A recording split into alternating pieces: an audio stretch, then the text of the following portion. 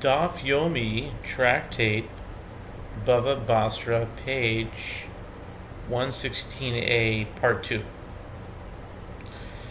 And we were talking about leaving behind a son or leaving behind a student, and we concluded that it was Rabbi Yochanan's opinion that whoever doesn't leave behind a student applied to him that verse that that God was angry at him in some way. The Gemara comments that it may be concluded that it was Rabbi Yochanan who says that the verse, but I think, everyone leaves students, so I think, even if you taught someone one thing, you're like their teacher, so I think that's really easy to fulfill for almost anyone, just about everyone. And so probably, it is not to be taken exactly literally, because it says God is full of wrath towards someone who does not leave behind a student. So it must be that, many people can leave behind students. That's the thought. Anyway, okay. Rabbi Yochanan says the verse is referring, so now the Gemara notes, Midra Rabbi Yochanan Amar Talmud, Rabbi Yehoshua ben Levi Amar Ben.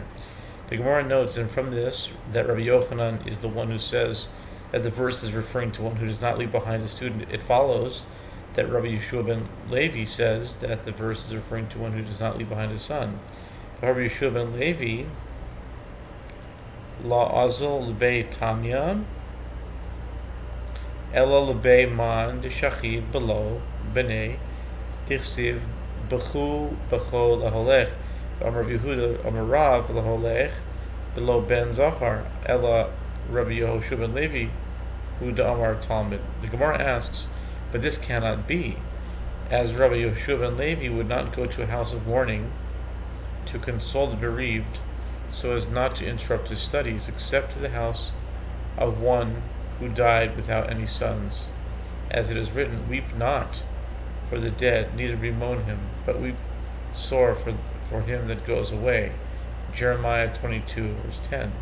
And Rabbi Yehuda says, that Rav says, that the verse is referring to one who departs from this world without leaving behind a male child. From the fact that Rabbi Yehoshua ben Levi would console specifically one who died without leaving a son, it is apparent that he does not hold that God is full of wrath towards such an individual. Rather, it must be that Rabbi Yehoshua ben Levi is the sage who says that the verse is referring to one who does not leave behind a student. Mid Rabbi Yehoshua ben Levi hu da Amar Talmud Rabbi Yochanan Amar Ben. The Gemara notes, and from this, Rabbi Yehoshua ben Levi is the one who says that the verse is referring to one who does not leave behind a student. It follows Rabbi Yochanan says that it is referring to one who does not leave behind a son. Kashi Rabbi Yochanan ad Rabbi Yochanan lo kashya adidei hada Rabbi. The Gemara asks, this poses a difficulty from one statement of Rabbi Yochanan that the verse is referring to one who does not leave behind his son to another statement of Rabbi Yochanan, as he would say, this is the bone of my 10th son. The Gemara answers, it is not difficult. This statement with regard to the bone of his son is his, while that statement with regard to the verse is his teacher's. Okay.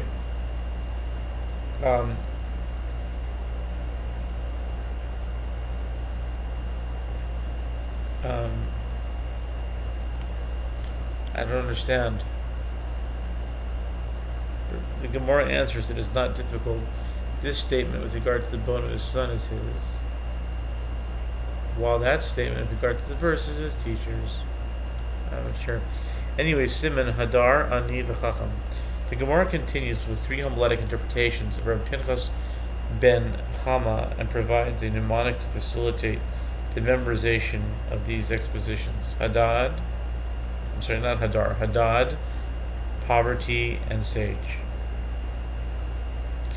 Darash Rabbi Pinchas ben Chama, Mai Dichsiv, V'Hadad Shema b'Mitzrayim, Ki Shachav Davidim Avosav, V'chi Meis Yoav Sar Hatzava, V'nima B'David Nemra Bo Shechiva, Uviyoav nemra bo misa. David shehaniach ben nemra bo Yoav shelo haniach ben nemra bo misa. The Gemara presents the first homiletic interpretation. Rabbi Pinchas ben Chama interpreted a verse homiletically. What is the meaning of that which is written? Excuse me for 1 minute.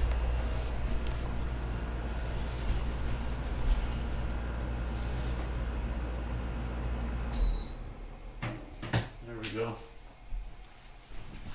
Less noise here. Okay.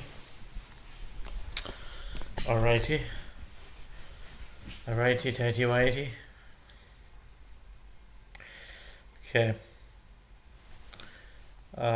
What is the meaning of that which is written when Hadad heard in Egypt that David slept with his fathers, and Joab, captain of the host, was dead? 1 Kings 11:21. For what reason is it that in the case of King David, sleeping was stated with regard to his demise, and in the case of Joab, death was stated in regards to his demise? He answers, concerning David, who left a son behind, sleeping was stated with regard to his demise, as it was not a complete death, while concerning Joab, who did not leave behind a son, death was stated with regard to his demise, as he left no son to succeed him. V'Yoav lo hiniach ben. But is it really so that Joab did not leave behind a son? B'haksiv mibnei Yoav Ovadia ben Yechiel. El David shiniach ben Kemoso nemra bo shriba. Yoav shelo hiniach ben Kemoso nemra bo misa. The Gemara asks, and is it so that Joab did not leave behind a son? But isn't it written of the sons of Joab, Obadiah, son of Jehiel, Ezra 8 and 9? Rather, concerning King David, who left a son as great as himself, sleeping was stated with regard to his demise, but concerning Joab, who did not leave a son as great as himself, death was stated with regards to his demise. Okay? Darash Rabbi Pinchas ben Chama, Kasha anius besoch beiso shel adam yoser mechamishim makos. Shinemar chaneni chaneni. Let's see, what is this word? Chanuni. Chanuni atem re'ai, ki yad Eloha nagabi. V'ka amri le chavrei, hishamer al tifen el avim. Ki al zeh b'charta me'oni. The Gemara presents the second homiletic interpretation. Rav Pinchas ben Chama interpreted a verse homiletically and derived that poverty in a person's household is more difficult than 50 plagues. As it is stated, have pity on me, O you, my friends, for the hand of God has touched me. That's Job 19:21. And his friends were saying to him, take heed, regard not iniquity, for this have you chosen rather than poverty. Job 36:21. Job, who suffered many plagues, was told by his friends that his suffering was preferable to poverty. Okay. Darash Rabbi Pinchas ben Chama kol sheyesh lo choyle v'soich beisoi v'yelech etzel chochom v'yivakesh l'vracha b'shneimal Chamas melech malachei malves v'ish chochom yachpereno. The Gemara presents a third homiletic interpretation. Rabbi Pinchas ben Chama interpreted a verse homiletically. Anyone who has a sick person in his home should go to a sage, and the sage will ask for mercy on the sick person's behalf. As it is stated, the wrath of a king is as messengers of death, but a wise man will pacify it. Proverbs 16:14. Zeh haklal kol hakoidim benachalo yoytzi yerechoi koidmin ve'ov koidim lechol yoytzi yerechoi boy rama v'chama Avi ha'av achei ha'av kegon Avraham v'Yishmael b'nichsei Esav mehen koidim Amar Rava Toshima ha'av kodim lechol yoytzi yerecho ve'rami bar chama. The Mishnah teaches that this principle Concerning anyone who precedes another with regard to inheritance, his descendants precedes the other as well, and a father precedes all of his descendants. Rabbi Bar Chama raises a dilemma with regard to the claim of a father of the deceased's father and the claim of the brother of the deceased father, such as the claims of Abraham and Ishmael to the property of Esau, who was Abraham's grandson and Ishmael's nephew. Which of them precedes the other and inherits the property? Rava said, come and hear a proof from the Mishnah. A father precedes all of his descendants, therefore Abraham would inherit as Ishmael was his descendant. The Gemara asks, and why did Rabbi Bar Chama have a dilemma? Was he not aware of the statement of the Mishnah?